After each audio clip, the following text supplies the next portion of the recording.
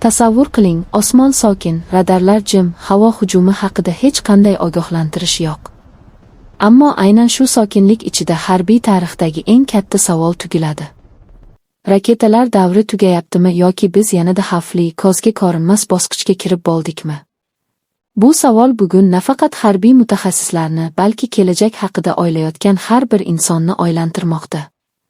Chunki dunyo qurollanishi endi shovqin bilan emas, sukunat bilan o'zgarayapti. Yillar davomida raketalar urushning asosiy kuchi bo'lib keldi. Kimning raketasi uzoqroq uchsa, tezroq yetib borsa, aniqroq urib tushsa, ustunlik o'shaniki deb hisoblanardi.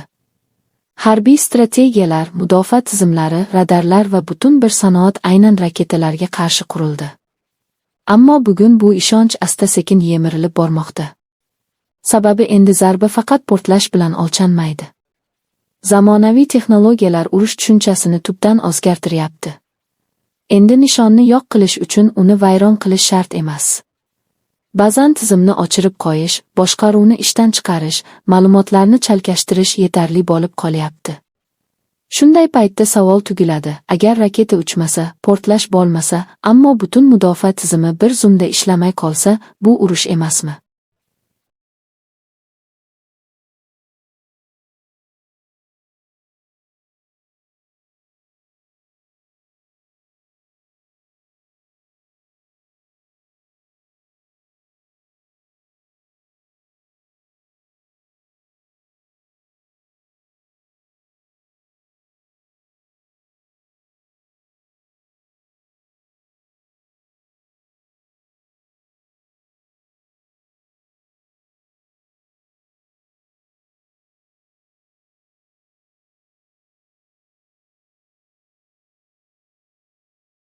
Bugungi harbiy maydon ko'rinmas signallar, algoritmlar va sun'iy aql bilan to'lib bormoqda. Raketalar hali ham mavjud, ammo ular endi yagona tahdid emas. Balki ular eski davrning ramziga aylanayotgandir. Chunki yangi bosqichda zarba ko'pincha ko'zga ko'rinmaydi, eshitilmaydi, lekin natijasi raketadan ham kuchliroq bo'ladi. Eng xavfli jihati shundaki, bu yangi tahdidga qarshi aniq chiziq yo'q. Ilgari dushmanni ko'rish mumkin edi, uchayotgan raketani radar ushlardi, ogohlantirish signali vaqt berardi. Endi esa hammasi bir zumda sodir bo'ladi. Hech qanday signal yo'q, hech qanday portlash yo'q, lekin tizimlar o'chadi, aloqa uziladi, qaror qabul qilish imkoniyati yo'qoladi. Ba'zi mutaxassislar raketalar davri tugayapti deydi. Boshqalar esa yo'q, ular shunchaki yanada aqlli va xavfli bo'lib boryapti deydi. Aslida esa haqiqat o'rtada. Raketalar yo'qolmayapti, ammo ular endi yolg'iz emas. Endi ular ko'rinmas texnologiyalar, raqamli hujumlar va aqlli tizimlar bilan birgalikda ishlayapti. Bu esa urushni yanada murakkab va xavfli qilmoqda.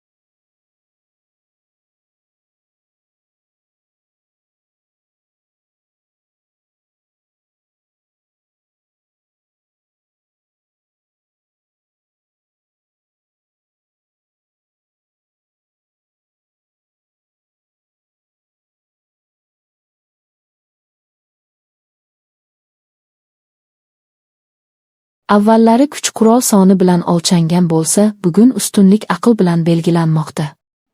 Kim tezroq tahlil qiladi, kim tezroq qaror qabul qiladi, kim tizimlarni bir-biriga bog'lay oladi, o'sha ustun bo'ladi.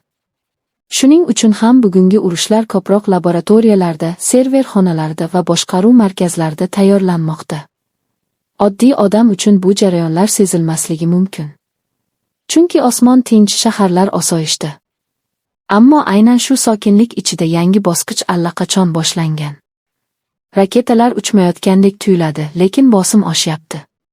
Har bir davlat o'z tizimini himoyalashga, boshqasining zaif nuqtasini topishga urinmoqda. Bu bosqichning eng qo'rqinchli tomoni shundaki, xato qilishga joy yo'q. Avvallari raketa uchirilishi urush boshlanganning aniq belgisi edi. Endi esa urush qachon boshlanganini aniqlashning ozi qiyinlashmoqda. Bir lahzada hammasi ishlamay qoladi va kech bo'lib qoladi.